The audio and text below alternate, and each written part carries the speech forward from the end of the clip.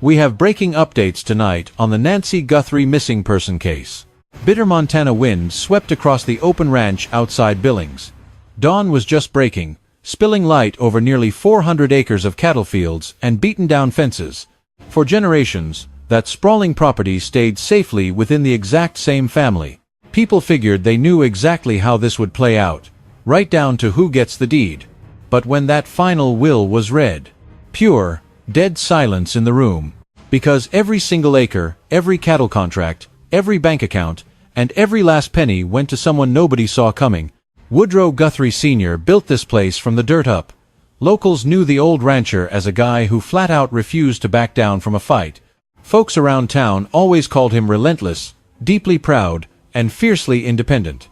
He spent decades turning harsh Montana soil into a massive cattle business.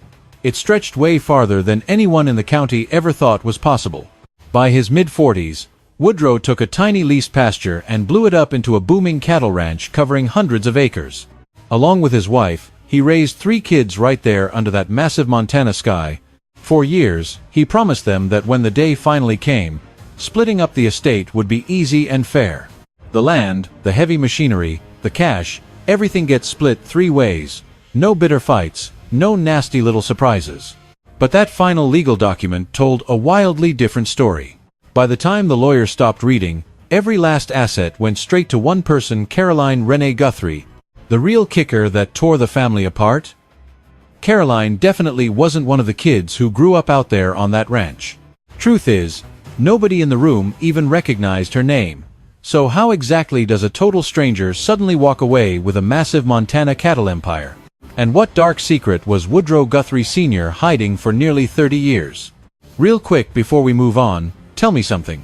Should parents always split the family wealth evenly among their kids?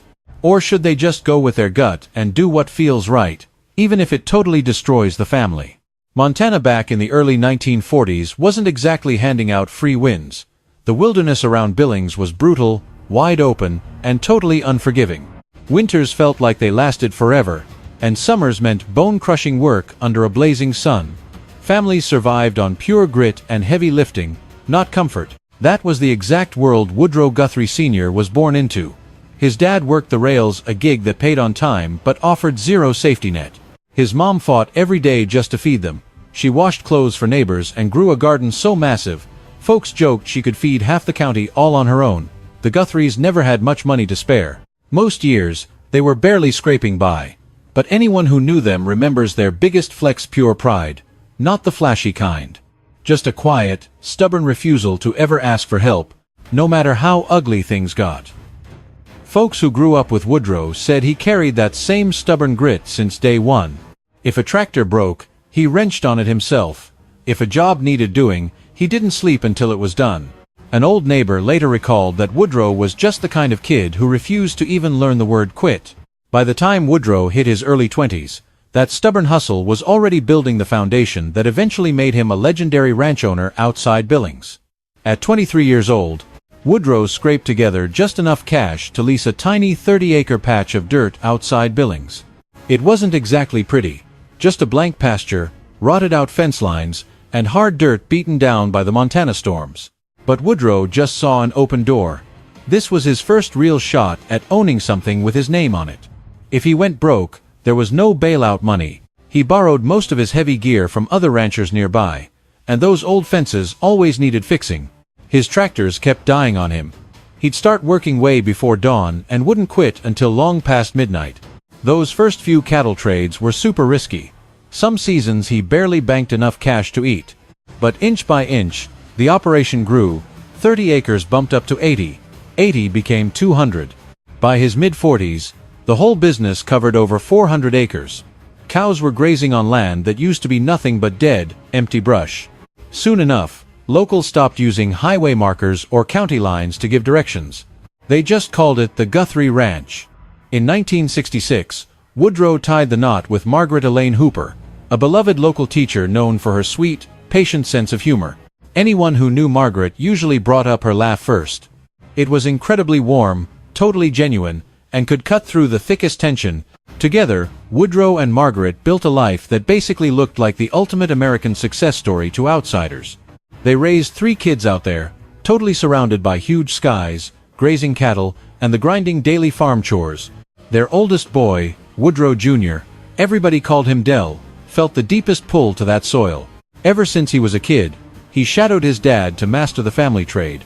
Their middle son, Thomas, eventually packed up and chased a totally different career path. The youngest kid, Patricia, took right after her mom and wound up teaching school. To the whole neighborhood, the Guthrie clan looked bulletproof and perfectly normal. Picture the massive ranch house perched above the fields, cattle trailing through those Montana pastures every single morning. It looked like the perfect picture of a hard-working family building their legacy. But even back then, close friends noticed Woodrow kept his distance. He was never the kind of guy comfortable putting his feelings on display. He showed love by working hard, making sacrifices, and building absolute security for the people around him. Tough talks did not come easy. Honest feelings usually stayed buried deep down. Years down the line, people whispered that this heavy silence became the driving force that completely reshaped the family's future. Time passed, and the cattle operation just got stronger. Beef contracts locked in, the property value climbed higher. But that all started unraveling in 2003 when Margaret died. Neighbors spotted the shift almost instantly. Sure, Woodrow kept his usual routines. The herd still grazed the fields at dawn like clockwork. He kept mending fences, running the books, and operating the business with that same iron discipline. But something inside him just shut down. He stopped talking. He isolated himself. The heavy silence around him grew into something nobody could really explain. And not long after losing Margaret, without breathing a word to his kids, Woodrow Guthrie started hiding something. A secret that would rewrite his will and flip the entire Guthrie family legacy upside down. From the outside, running a Montana ranch looked so peaceful. Wide open spaces, quiet mornings, livestock grazing under big blue skies. The reality is brutal. One freak storm can wipe out months of backbreaking work overnight. It brings crazy financial risks that change every single season. You live breathing uncertainty, endless exhaustion, and staring down bankruptcy. Growing a business means deep sacrifices and massive pressure most folks will never get. Woodrow Guthrie was practically built for it. By his mid-40s, the tiny piece of land he used to lease grew into a heavy-hitting cattle operation. Big regional contracts pushed his beef into steady supply chains. Tractors got upgraded. Property lines pushed further across the Montana dirt every year. What started as pure stubborn grit turned into a bulletproof agricultural business built to last. And watching over all of it was the massive estate Woodrow built right on the hill. The place had a huge wraparound porch facing the valley, plus a massive stone fireplace keeping them warm through those bitter winter nights. Locals treated the house like a permanent landmark. Folks would give directions using just one simple reference point. Just head straight toward the Guthrie place. Growing up inside those walls, the three Guthrie kids held on to a silent rule, never spoken out loud, but deeply understood. Someday, the whole estate would be theirs. Del, the oldest son, spent years sweating right alongside his dad.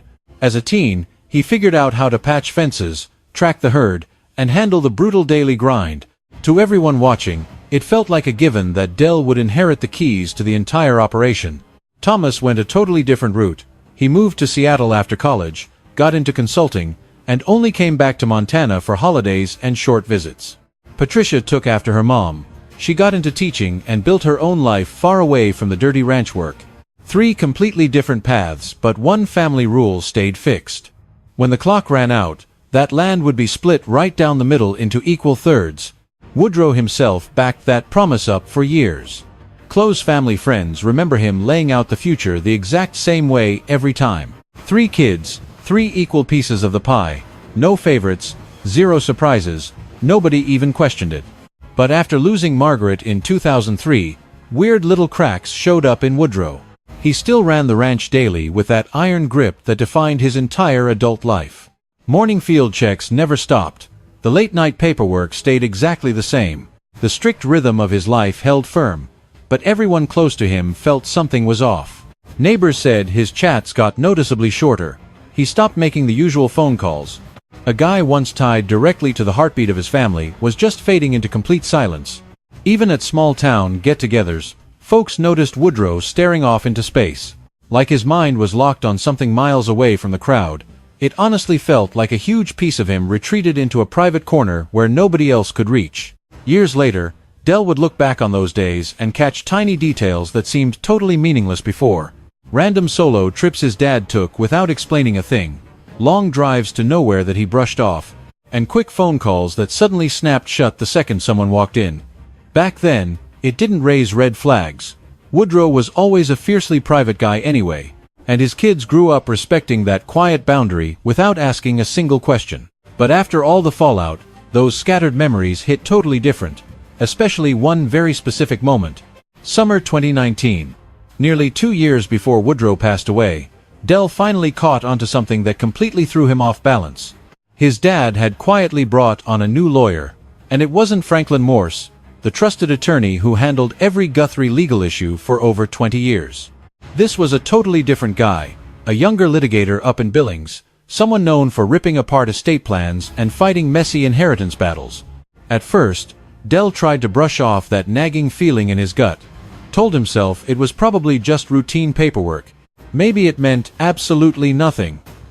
But the switch kept eating at him, because if his old man was actually shaking up legal ties to the family ranch, then the secure future they all counted on wasn't exactly a sure thing anymore. The first red flag seemed tiny. Dell found out his dad was having regular sit-downs with a new lawyer downtown, completely bypassing Franklin Morse. That alone felt totally off.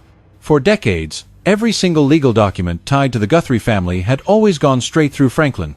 According to the firm's website, this younger attorney specialized in nasty family disputes and restructuring massive estates. Dell caught the change because Woodrow never broke his old habits. Still, he really tried not to overthink it. A few days later, he casually brought it up on a call with his brother Thomas out in Seattle. Thomas barely reacted at all. He figured their dad was just updating his will, the way older folks tend to do every couple of years. On paper, that made total sense. But Dell just couldn't shake this weird feeling that something much bigger was going on behind the scenes. Over the next few months, little things started piling up. Certified letters would randomly show up at the ranch house. Papers were quickly shoved into the drawers of Woodrow's desk. One night, Dell caught a name flashing across his dad's phone screen, right before Woodrow silently flipped the whole thing face down on the table. None of that actually proved a thing, and in the Guthrie house, you just didn't ask direct questions about personal business. The unspoken rule was simple enough. If something really needed explaining, they would hear about it eventually. So, Dell waited it out. For almost 2 years, life on the ranch just kept humming along. Cattle moved across the fields every morning, business contracts were signed, and the seasons shifted over the Montana hills like always. Then, on March 4th, 2021, everything flipped. Woodrow Guthrie Sr. passed away at 81, right inside the ranch house bedroom he built decades ago. Dell was right there when he died. Thomas flew in a few days prior once he heard their dad was failing fast. Patricia drove straight through the night from Missoula, arriving just hours too late. The funeral matched Woodrow's exact instructions. Very small, quiet, and simple. They held a short service at the local Methodist church, then buried him out on the ranch by the cottonwood trees where he always drank his morning coffee. Neighbors kept to themselves. The ranch hands stood quietly in back. A few old friends showed up, guys who knew Woodrow from back when he was still stringing wire across empty Montana dirt. Once the burial wrapped up, everybody headed back to the main house for a quiet reception. Folks murmured in the living room, while half-empty coffee cups piled up on the kitchen counters. The whole place had that heavy vibe of a small-town funeral, very sad but deeply restrained. Right in the middle of that gathering, just hours after putting Woodrow in the ground, Franklin Morse pulled Dell aside to talk in private. They slipped into the quiet hallway, completely cut off from the noise of the house. Franklin was a seasoned lawyer who knew exactly how to drop bad news, but Dell later said the guy sounded incredibly nervous that afternoon. "Your dad came to see me last year," Franklin started out slowly. Dell just stood there as he kept going. "He wanted me to know about an extra legal document he filed." Dell furrowed his brow. "A document doing what?" he asked.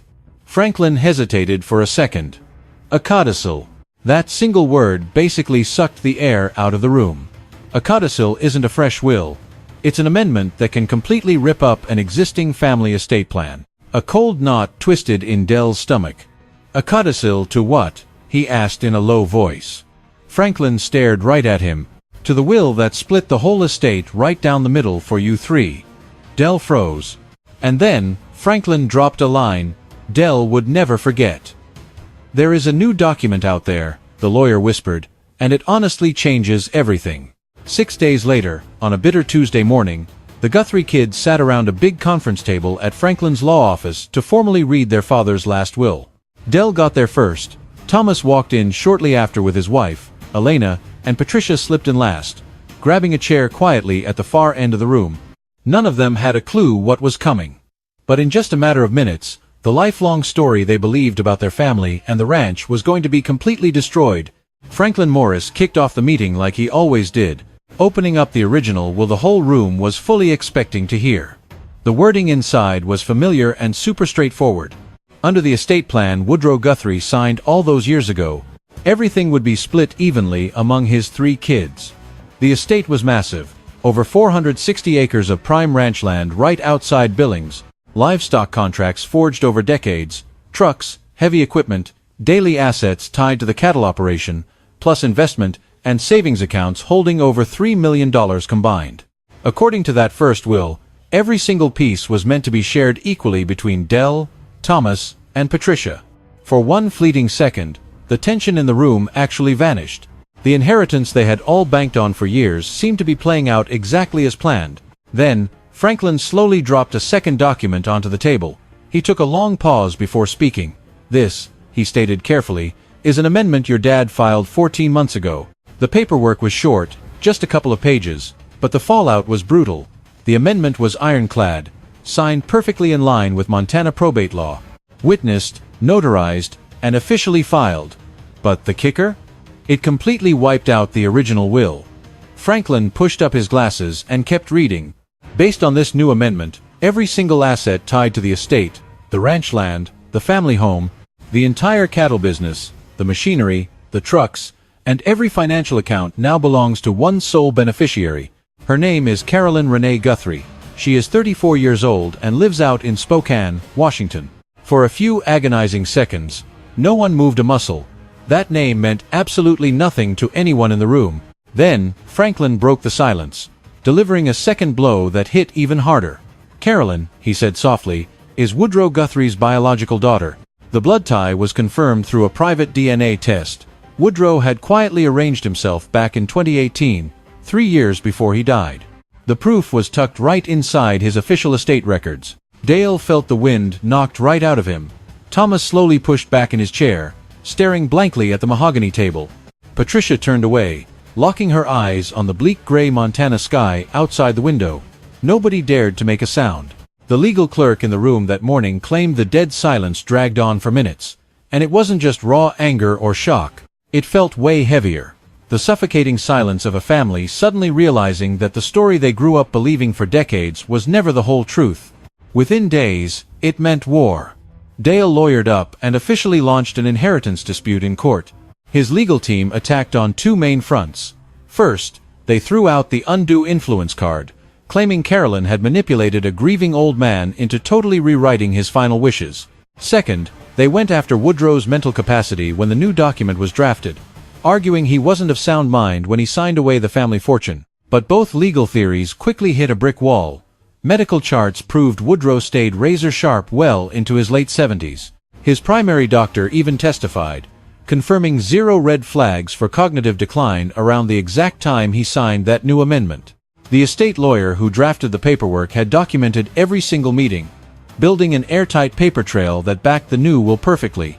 Those legal notes painted Woodrow as calm, hyper-focused, and dead set on exactly what he was doing. No confusion. Not a single sign he was pressured by anyone. In the eyes of the law, breaking this will was basically impossible. One by one, every single legal claim against the will just fell apart in court. Eventually, the probate judge threw the main arguments out entirely, letting the estate transfer proceed exactly how Woodrow wrote it, which meant the Guthrie Ranch, the very dirt that defined this family for generations, now legally belonged to a total stranger they didn't even know existed. Right then, everyone glued to the drama was asking one question: what was crazier, finding out about a secret half-sister, or watching her walk away with the whole fortune? The courtroom war was over, sure, but the real motive driving Woodrow's final betrayal was still totally buried. The ultimate answer finally surfaced months later, far away from any judge, hidden inside a dusty old leather Bible that had been sitting untouched on a shelf in the ranch study for years. 7 months after Woodrow died, they were still slowly clearing out the old ranch house. Rooms that used to pulse with family life had morphed into giant storage closets packed with paperwork, old photos, faded receipts, and decades of junk nobody had the emotional bandwidth to deal with yet. Dell completely avoided his dad's study for months. It was the room where Woodrow spent every night grinding over ranch numbers, scribbling down notes, or just staring out the window after a brutal day in the dirt. Finally, a ranch hand named Gerald started helping him clear out the boxes in that room. That's when they struck gold. Tucked deep inside an old leather Bible that used to belong to Margaret Guthrie was one folded envelope. The handwriting on the front was unmistakable. It was Woodrow's writing. The envelope just said, Dell, Thomas, and Patricia. This note was never part of the official estate planning. It held zero legal weight and had absolutely none of that stiff courtroom jargon you see in a will. Just a raw, deeply personal letter. But buried inside it was the exact closure this family had been hunting for since day one. According to Patricia, who later gave a quick interview to a local paper, it exposed a secret none of the kids ever saw coming. Woodrow had actually found Caroline years ago, way before Margaret ever passed away. For decades, he buried the truth deep, keeping it completely to himself. Caroline was the product of a short fling outside his marriage. A dark secret Woodrow took straight to his grave without ever breathing a word. Finding out Caroline existed changed everything. Right then, he made a choice that would dictate his next 20 years. He stayed quiet. His letter explained that early on, he was terrified the truth would tear his family apart. Margaret was still alive. Woodrow dreaded what the bombshell might do to her in those final years. But once she passed, breaking that silence felt even harder. By then, he was terrified the secret would permanently warp how his kids remembered their own mother. Over time, he talked himself into keeping the past buried. The years just kept rolling by, and the secret stayed completely locked away. But reading that letter made it clear, Woodrow never stopped thinking about the daughter growing up without him. In one section Patricia later talked about, Woodrow swore the estate inheritance was never meant to punish his other kids. Instead, he saw it as payback for something he owed, a heavy debt he had carried inside for decades. Carolyn Renee Guthrie spent her whole life miles away from the Montana ranch that was Woodrow's entire universe. She grew up in Spokane, Washington.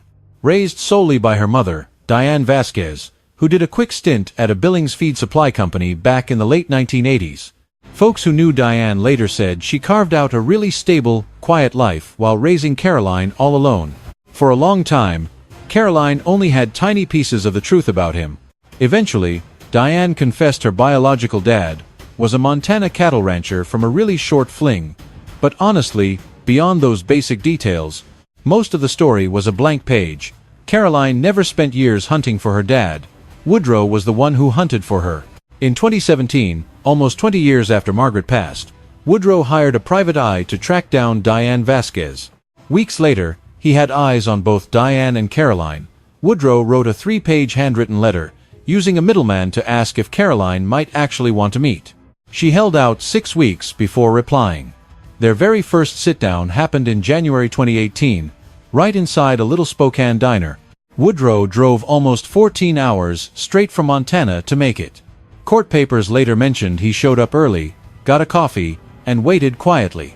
Nobody knows what they talked about at that first meeting. Caroline never did interviews about it. But over the next 2 years, a real bond slowly started taking shape between them. It wasn't your classic father-daughter dynamic, sure, but it got real enough to mean the absolute world to both of them.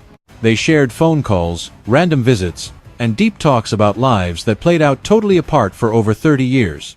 Step by step, they built a bridge across decades of dead silence. For Woodrow, the letter hinted, those hangouts forced him to face a reality he spent forever ducking.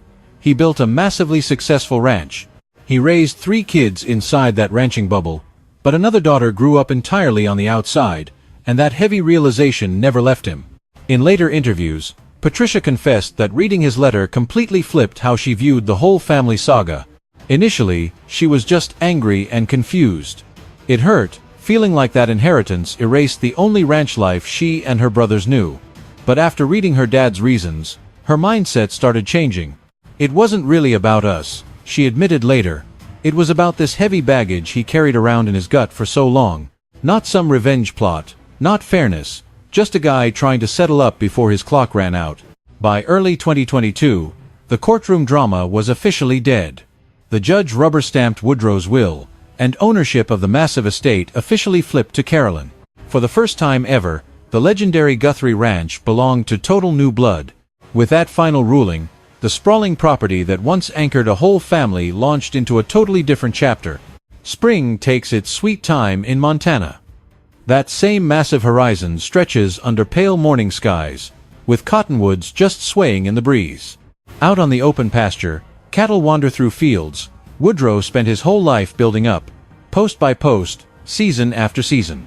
And out on the porch of the main house overlooking it all, Carolyn Renee Guthrie just stands quietly, nursing a hot cup of coffee. The old wooden porch wraps around the front of the farmhouse exactly like it always did.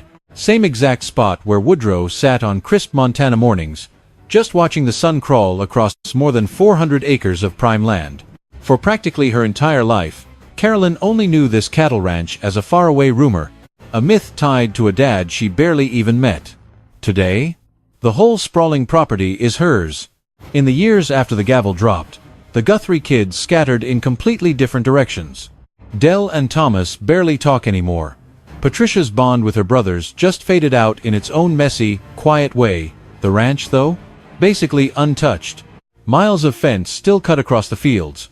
The herd still grazes the morning grass, and the big house still commands the hill overlooking everything. Everything about this place runs on that same slow, steady heartbeat it has for decades.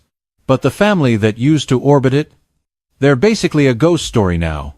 Woodrow Guthrie deeply loved his kids, but he also harbored a massive secret that secretly rewired all of their destinies. In the end, the only way he could shatter 30 years of silence was with an ironclad will, a legal document nobody could touch once he was in the ground. Was that final move about justice, heavy guilt, or just the messy math of an old man trying to buy peace with his past? That's a call you'll have to make yourself. Maybe that's why these stories haunt us long after the dust settles, because beneath the messy inheritance fight beyond the hidden daughter, underneath the courtroom, shouting matches and endless legal documents, there's a truth that hits incredibly close to home. Families are never as clean-cut as they look on the surface. Every single one holds heavy silences, private scars, unfinished fights, and secrets kept locked away for years. If this story hit you hard, drop a comment below as a nod to the messy, complicated families we all come from.